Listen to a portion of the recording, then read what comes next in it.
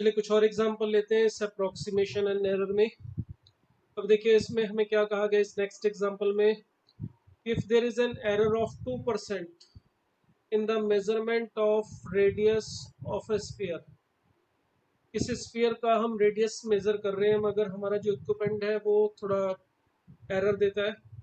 2% की एरर है, plus minus ये कंफर्म नहीं किया है, मतलब ये बता दिया गया कि 2% की एरर हमें वो रेडियस में दे रहा है। अब अगर 2% की एरर अगर उसके रेडियस को मेजर करने में आ रही है तो पूछा गया है कि कितने परसेंट की एरर सरफेस एरिया में आएगी और कितने परसेंट एरर हमारे स्फीयर के वॉल्यूम को अगर हम फाइंड आउट करेंगे उसमें होगी। तो इसमें देखिए परसेंटेज एरर या एरर की बात करें तो क्या गिवन है, क्या फाइंड आउट करना है, जरा देखें। हमें यहाँ पर इस केस में एक स्फीयर दिया गया है और उसका रेडियस मान लेते हैं हम आर। अगर इस स्फीयर का रेडियस हम आर माने तो इसका रेडियस अगर हम मेजर कर रहे हैं तो एक्चुअल रेडियस आर है अगर, ठीक है, और डेल्टा आर हमारा मान लेते हैं चेंज इन आर हो गया, जो उसने गलती की है, चेंज इन आर। मतलब अगर सपोज कीजिए रेडियस आर था और उसमें कुछ प्लस या माइनस करके बताया, वो जितना प्लस या माइनस करके बताया वो है हमारा delta R. Change in are या बोल सकते हो इसको एरर इन आर। ये एरर है आर को मेजर करते वक्त। अब परसेंटेज एरर की बात करें अगर हम, परसेंटेज एरर या परसेंटेज चेंज एक ही बात है, इन आर। तो परसेंटेज एरर इन आर का मतलब होगा जितना उसमें गलती हुई है और जितना था एक्चुअल में उसका परसेंटेज की बात कर रहे हैं तो इंटू 100। ये हमें दिया हुआ है 2%, that is 2। Delta r by r into 100, ये हमें 2% गिवन है। अब हमें फाइंड आउट क्या करना है इसमें, सरफेस एरिया को अगर मैं एस से नाम लिखता हूँ, एस अगर हमारा सरफेस एरिया और वी को हम वॉल्यूम को वी से लिख दें, तो पहले पार्ट में हमें फाइंड आउट करना है percentage error in surface area, यानी कि डेल्टा एस अपॉन डेल्टा, अगर मैं लिखूं यहाँ पे परसेंटेज एरर इन एस, तो ये होनी चाहिए फॉर्मूले के according delta S upon S into 100। ये हमें फाइंड आउट करने के लिए कहा गया है। और परसेंटेज एरर इन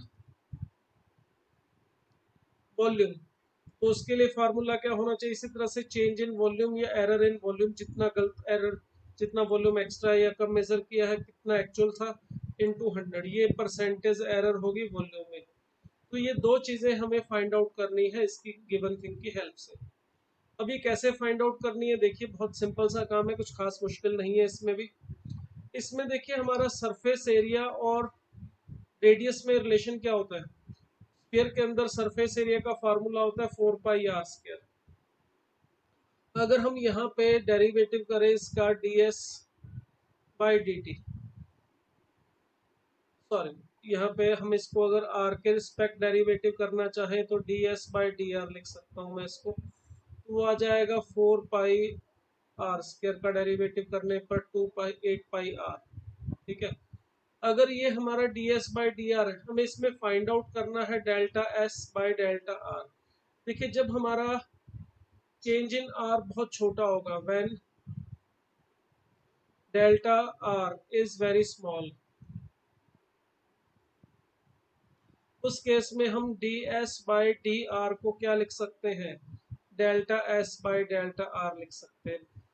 यहाँ पे चेंज इन आर जो एरर है वो 2% है, तो हम उसको अगर कम मान के चले यहाँ पर, क्योंकि हमने अप्रोक्सीमेशन में बात करनी है, तो हमारा जो अप्रोक्सीमेट चेंज इन आर है वो बहुत कम है, तो हम यहाँ पे D S by D R को delta S by delta R लिख सकते हैं। तो इसकी वैल्यू हमारे पास है 8πr। ठीक है, अब चाहिए हमें क्या, डेल्टा एस बाई एस, तो एक काम करते हैं, delta s is equal to 8πr into delta r, ऐसे लिख देता हूँ मैं। अब मुझे नीचे एस चाहिए तो मैं दोनों तरफ एस यानी कि 4πr² से डिवाइड करूँ, 4πr²। तो देखिए इसको सिंप्लीफाई करके हमें मिल रहा है 2 डेल्टा आर बाई आर। और अगर मुझे परसेंटेज एरर चाहिए सरफेस एरिया में तो डेल्टा एस बाई एस, ये इसको अगर 100 से मल्टीप्लाई करूं तो ये होगी परसेंटेज एरर इन एरिया। और यहाँ पर हमें इसको भी 100 से मल्टीप्लाई करना है, delta r by r into 100, दोनों तरफ 100 से मल्टीप्लाई किया है। और ये देखिए इसकी value percentage error in are ये हमें गिवन थी, ये देखिए परसेंटेज एरर इन रेडियस हमें दे रखी है 2। तो इसका मतलब ये हुआ यहाँ पर इसकी वैल्यू रख दे तो ये आ जाएगी 4। तो इसका मतलब हुआ कि अगर रेडियस को मेजर करने में 2% की एरर आ रही है तो इसका मतलब सरफेस एरिया की मेजरमेंट में 4% की एरर आएगी। तो ये हमारा 4% है, ठीक है। अब इसी तरह से अगर वॉल्यूम की बात करनी है तो वॉल्यूम के लिए देखिए वॉल्यूम में और इसमें रिलेशन होता है V is equal to 4/3 pi r square, sorry 4/3 pi r cube, गलती से लिख दिया। अब अगर यहाँ पे dv बाई डी आर करें तो हम यहाँ पे इसको लिख सकते हैं 4 पाई आर स्क्वायर, ये हमारा dv बाई डी आर आ जाएगा। मगर हमें पता है जब हमारा डेल्टा आर बहुत छोटा है उस वक्त ds बाई डी आर को लिख सकते हैं हम ds by delta s by delta are. Similarly dv by D R को भी आप लिख सकते हो delta v by delta are. तो यहाँ पर अगर इसको मैं delta v by delta R लिख दूँ तो ये 4 पाई आर स्क्वायर ये मिलेगा। अब डेल्टा आर ऊपर ले चलते और 4 पाई आर स्क्वायर डेल्टा आर ऐसे लिख सकते हैं। हमें चाहिए परसेंटेज एरर, तो उसके लिए परसेंटेज एरर का मतलब डेल्टा वी अपॉन वी चाहिए। तो वी यानी 4/3 पाई आर क्यूब से दोनों तरफ मैंने यहाँ पे डिवाइड कर दिया, ठीक है। और इसकी जो वैल्यू आ जाएगी देखिए सिंप्लीफाई करने के बाद ये 4 पाई से 4 पाई कैंसिल कर दीजिए तो ये 3 r delta r by r ये हमें मिल रहा है, delta r by r into 100 करेंगे तो देखिए delta v upon v into 100, तो ये हमें मिल जाएगा 3 into delta r by r into 100। और इसकी value delta r by r into 100 का मतलब परसेंटेज एरर इन रेडियस ये हमें गिवन है 2, तो इसका मतलब 2 इंटू 3 आ जाएगा 6%। तो इसका मतलब अगर रेडियस को मेजर करने में 2% की एरर आ रही है तो सरफेस एरिया की मेजरमेंट में 4% की और वॉल्यूम की मेजरमेंट में 6% की एरर हमें मिलेगी। तो इस तरह से ये जो एरर होगी वो तो उसके अकॉर्डिंग आर अगर प्लस में एक्स्ट्रा में ज़्यादा मेजर हो गया है तो उसी हिसाब से ये जो सरफेस एरिया और वॉल्यूम है वो भी प्लस में यानी कि एक्स्ट्रा मेजर हो जाएंगे। अगर रेडियस कम मेजर हो रहा है नेगेटिव है D R by D T, so delta R हमारा नेगेटिव है तो ये जो वॉल्यूम और सरफेस एरिया है इसमें भी वो नेगेटिव आ जाएगा जो चेंज होगा। तो वो तो आर के अकॉर्डिंग पॉजिटिव या नेगेटिव उसी तरह से हो जाएगा। तो इस तरह से हम परसेंटेज एरर के कुछ एग्जांपल जो हमसे पूछे जाते हैं कर सकते हैं। चलिए एक एग्जांपल और ले लेता हूँ मैं इसी में। ये देखिए आपका जो फिजिक्स है इसमें सिंपल पेंडुलम में ये हमने एक प्रॉपर्टी देखी होगी, फिजिक्स में आती है सिंपल पेंडुलम के अकॉर्डिंग। सिंपल पेंडुलम में अगर हमें लेंथ एल दे रखी हो तो ये टी उसके टाइम पीरियड उसके ऑसिलेशन के लिए हमारे पास टी और एल में ये रिलेशन होता है जिसमें जी हमारा कांस्टेंट होता है, ग्रेविटी होती है जी 9.8। अब यहाँ पे ये जो रिलेशन दिया था time T of a complete the oscillation of the simple pendulum and length L is given by this equation. G constant है और हमें percentage error in time T find out करना है अगर लेंथ में इंक्रीज हो जाएगी 1% की। इसमें बोला गया कि लेंथ जो है वो इंक्रीज हो गई है 1% से। मतलब क्या, अगर मैं एल को मान लूं एक्चुअल लेंथ और डेल्टा एल का मतलब हो गया change in length, change in length. तो हमें परसेंटेज इंक्रीज का मतलब delta L by L into 100, ये हमें इस केस में गिवन है 1%। परसेंटेज इंक्रीज इन एल हमें दे दिया है 1, पॉजिटिव 1। और इससे टाइम पीरियड में जो ऑसिलेशन कंप्लीट करने में जो उसका एक ऑसिलेशन कंप्लीट करने में टाइम लगेगा उसमें कितना परसेंटेज एरर या चेंज आएगा वो हमें फाइंड आउट करने के लिए कहा है। तो इसका मतलब हमें delta T upon T into 100 ये फाइंड आउट करने के लिए कहा गया है। तो इसको फाइंड आउट करने के लिए देखिए ये हमारे पास टी में और एल में रिलेशन है, हमें दिया हुआ है यहाँ पे T is equal to 2 pi root of L upon G. तो इसमें डेरिवेटिव हम सीधा भी कर सकते हैं, कोई समस्या नहीं है, बट अगर मैं लॉग लेके करूं तो ये थोड़ा सिंपल हो जाएगा। अगर मैं यहाँ पे दोनों तरफ लॉग ले लेता हूँ, बेस ई नेचुरल लॉग ले रहा हूँ, बेस ई के साथ लॉग लेता हूँ, तो यहाँ पे देखिए लॉग लेने पर 2 pi root of L by G ये हमें मिलेगा, जिसको मैं लॉग की प्रॉपर्टी से अगर सिंप्लीफाई करके अलग अलग सेपरेट करके लिखूं तो लिख सकता हूँ log of 2 pi plus 1/2 log of L minus log of 1/2 log of G. ये लॉग की प्रॉपर्टी हमने यहाँ पे यूज की है। अब अगर मैं इसका डेरिवेटिव करता हूँ with respect to L, differentiate with respect to L, जो टाइम है हमारा वो एल का फंक्शन है, तो इसका डेरिवेटिव आ जाएगा 1/t D T by D L. और ये 2 पाई हमारा कांस्टेंट है तो log 2 पाई भी कांस्टेंट होगा, g कांस्टेंट है तो log g भी कांस्टेंट होगा, तो इनका डेरिवेटिव तो जीरो हो जाएगा। यहाँ पर ये जो 1/2 कांस्टेंट है मल्टीप्लाई में एज इट इज, और log l का derivative with respect to l करेंगे तो 1/l ये हमें मिलेगा। अब देखिए वही राम कहानी दोबारा यहाँ पे यूज कर रहे हैं, सेम चीज कि इसमें जो डेल्टा l है, चेंज इन l, वो बहुत छोटा है, वेरी स्मॉल। अगर चेंज इन एल बहुत कम छोटा है, इज वेरी स्मॉल, या if delta L is very small, तो उस केस में delta T upon delta L, इसे D T by D L इस तरह से लिखा जा सकता है। तो मतलब ये D T by D L की जगह पे मैं लिख सकता हूँ delta T by delta L. Sorry यहाँ पे 2 लिख दिया, हमारे पास यहाँ पे टी था और ये डेल्टा एल नीचे, और ये हमारे पास है 1/2 एल। अब इसको डेल्टा एल को अगर मैं उठा के ऊपर मल्टीप्लाई कर दूं तो देखिए डेल्टा टी अपॉन टी हमें मिल रहा है half of delta L by L. इसको सेपरेट करके लिख देते। अब देखिए डेल्टा टी अपॉन टी अगर half of delta L by L है, वही सेम थिंग अगर मुझे परसेंटेज चाहिए तो इसके लिए मुझे इसको मल्टीप्लाई करना पड़ेगा 100 से। Percentage error in time interval जो है टी के अंदर जो एरर आएगा, तो उसके लिए हाफ ऑफ ये delta L by L into 100, और इसकी वैल्यू हमें पता है, ये हमें दे रखा है 1%, तो ये आ जाएगा 0.5%। तो इसका मतलब अगर लेंथ में 1% का इंक्रीज होगा तो टाइम पीरियड के अंदर 0.5% का इंक्रीज हो जाएगा। तो ये परसेंटेज एरर या चेंज वाले क्वेश्चन हम इस तरह से डेरिवेटिव के कॉन्सेप्ट से कर सकते हैं। एक लास्ट एग्जांपल चलिए और लेते हैं इसी ऑर्डर में। देखिए इसमें क्या दिया हुआ है, हमें कहा हुआ है कि एक ट्रायंगल है हमारी जो हमने इंस्क्राइब की है in a fix circle of radius R, और वो ट्रायंगल इस तरह से इंस्क्राइब की है कि उसके जो वर्टिसेस है always lies along on the circle. जो तीनों वर्टिसेस है ट्रायंगल के एबीसी वो उस सर्कल के वर्टिसेस के ऊपर रहेंगे, और इसको यूज करके हमें प्रूव करना है कि ये D A by cos A D B by cos B plus D C by cos C का सम जो है वो हमेशा जीरो आएगा।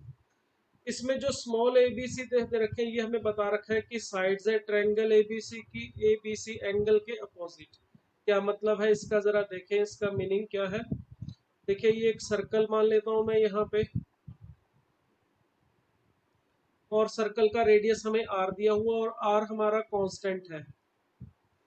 बोला हुआ देखिए इसमें in a fixed circle of radius R, circle fix होने का मतलब सर्कल का साइज फिक्स है, वो चेंज नहीं होगा, ठीक है, वो फिक्स रहेगा। अगर इसमें आर हमारा कांस्टेंट है और इसके अंदर ये जो ट्रायंगल हमें बताई है जो बनानी है हमने, वो ट्रायंगल इस तरह से बनानी है कि उसके जो तीनों वर्टिसेस हैं वो हमेशा इस सर्कल के ऊपर ही रहेंगे। मतलब वर्टेक्स मूव कर सकते हैं, ए बी सी की पोजीशन आप बदल सकते हो। जैसे एक मैंने ए बी सी यहाँ पे लिया, आप ट्रायंगल बनाने के लिए काम ये भी कर सकते हैं कि ए बी सी आप यहाँ पे ले लो, ये दूसरी ट्रायंगल बन जाएगी, ठीक है। ए बी सी आप तीसरी जगह पे ले लोगे तो ये मान लो मैंने ए बी सी लिया था, तो ट्रायंगल ऐसे भी बन सकती है। एंगल की लेंथ भी चेंज होगी, सॉरी एंगल का मैग्नीट्यूड भी चेंज होगा, साइड्स की लेंथ भी चेंज होगी, हम ट्रायंगल के लिए ए बी सी कहीं और भी ले जा सकते हैं। मान लो मैंने इस तरह से ले लिए, तो इस तरह से बहुत सारी डिफरेंट डिफरेंट ट्रायंगल्स बन सकती हैं। उसके अंदर एंगल ए भी चेंज होगा, एंगल ए बी सी भी चेंज होगा, साइड की लेंथ भी चेंज होगी। हमें ये प्रूव करना है कि चाहे ट्रायंगल कैसी भी बने, जो रेशो है हमारा, ये जो सम है हमारा A D A by cos A plus D B by cos B plus D C by cos C की वैल्यू जो है इन तीनों का सम जो है वो हमेशा 0 रहेगा। अब इसको प्रूव करने के लिए देखिए मैं इस डायग्राम को सिंगल ट्रायंगल के साथ दोबारा बना लेता हूँ। तो ये हमारा ट्रायंगल है और सॉरी सर्कल है, और जिसका रेडियस है आर, आर कांस्टेंट वैल्यू रहेगी। और ये है सर्कल के अंदर बनी हुई ट्रायंगल जिसके वर्टिसेस तीनों इस सर्कल की सरकमफ्रेंस के ऊपर लाई कर रहे हैं। ये हमारी ट्रायंगल है, ठीक है। मान लेता हूँ, चलिए इस ट्रायंगल का जो सेंटर है वो है यहाँ पे सेंटर मान लेता हूँ। चलिए इसको ज्वाइन भी कर लेता हूँ। ये सर्कल का रेडियस है हमारा आर,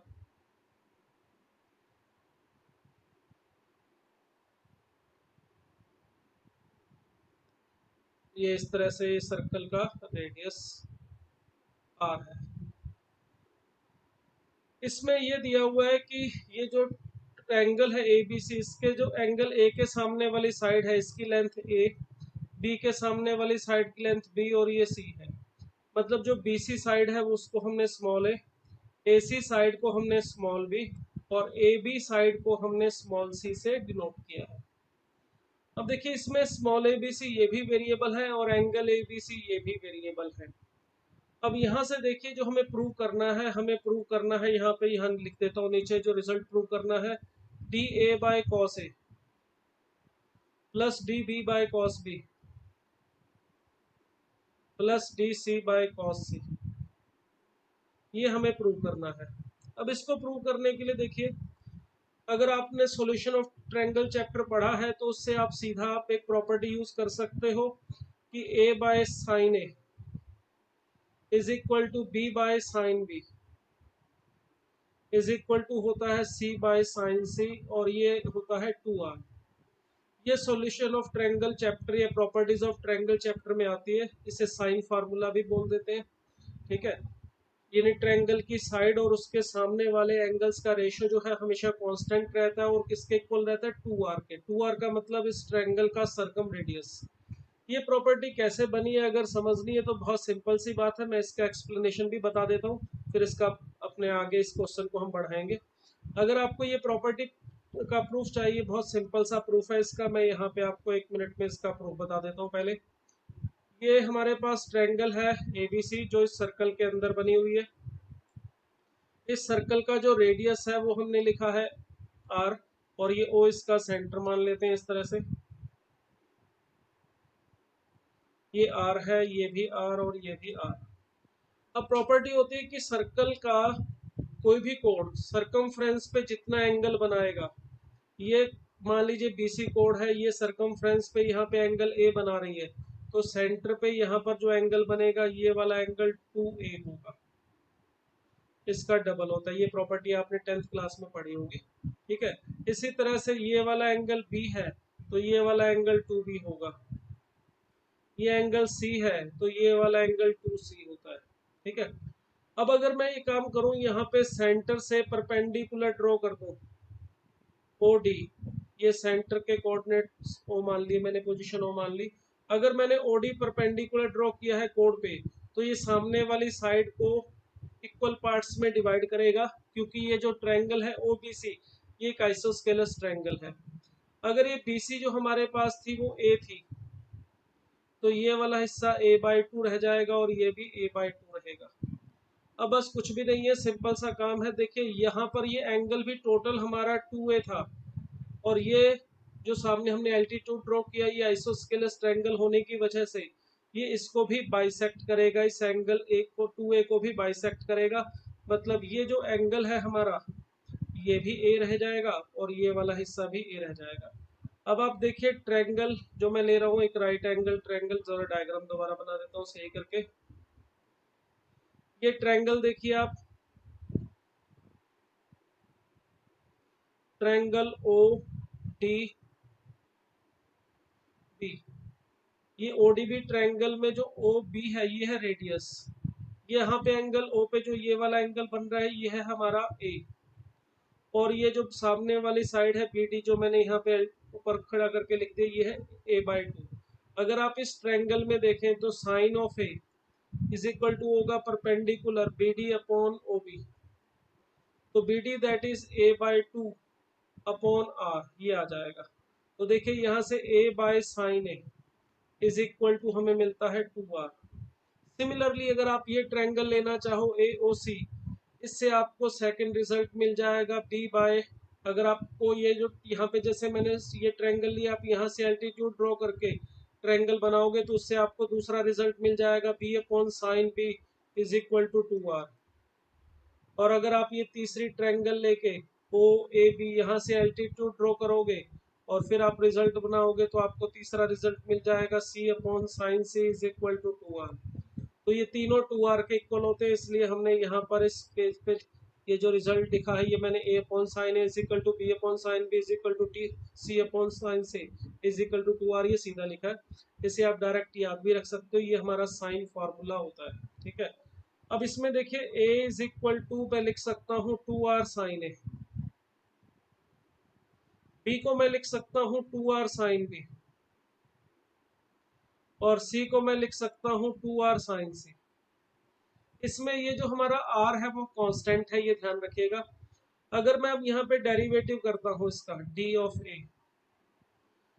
तो d of a upon with respect to a अगर इसका डेरिवेटिव करूँ तो 2r cos a हमें मिल जाएगा। इसी तरह से यहाँ से अगर मैं डेरिवेटिव करूँ b का, स्मॉल b का with respect to b angle b, तो ये 2r cos b हमें मिलेगा। और इसी तरह से d of c find out करें small c with respect to capital c, ये स्मॉल c हमारे पास ऊपर वाली साइड को डिनोट कर रहा है और नीचे एंगल को, तो ये आ जाएगा हमारा 2r cos c। अब देखिए dA बाय cos a, इसकी वैल्यू आ जाएगी 2r dA। सिमिलरली dB की अपॉन ये हमारे पास cos b जो है इसकी वैल्यू आ जाएगी 2r, यहाँ पर r भी था 2r dB कैपिटल B, और इसी तरह से dc की जो वैल्यू आ जाएगी dc अपॉन cos c, ये आ जाएगा हमारा 2r dc। और हमें इन तीनों का सम प्रूव करना था जीरो के इक्वल। अगर आप यहाँ पर इन तीनों का सम कर लो तो आपको मिल जाएगा 2r sorry dA plus dB plus dc, इस तरह से इसे लिख सकते हैं। तो ये वैल्यू देखिए 2r तो हमारा कांस्टेंट है, इसको मैं dA plus dB plus dc को ऐसे लिख सकता हूँ a plus b plus c। अब देखिए ट्रायंगल है तो ए बी सी यानी कि इसके जो एंगल का सम है वो हमेशा कांस्टेंट होगा, दैट इज पाई। तो इसका पाई का डेरिवेटिव अगर आप देखोगे, क्योंकि पाई कांस्टेंट है तो पाई का डेरिवेटिव जीरो ही होगा, तो देखिए ये जीरो आ जाएगा। तो इस तरह से हमने प्रूव कर दिया। देखिए D of A upon cos A plus D B by cos B plus D C by cos C is equal to C. तो इस टाइप के एग्जाम्पल हम एरर अप्रोक्सीमेशन या डिफरेंशियल वाले कर सकते हैं। तो ये हमारा टॉपिक का जो काम है वो कंप्लीट हो गया है। ये एप्लीकेशन ऑफ डेरिवेटिव का एक छोटा सा पार्ट था।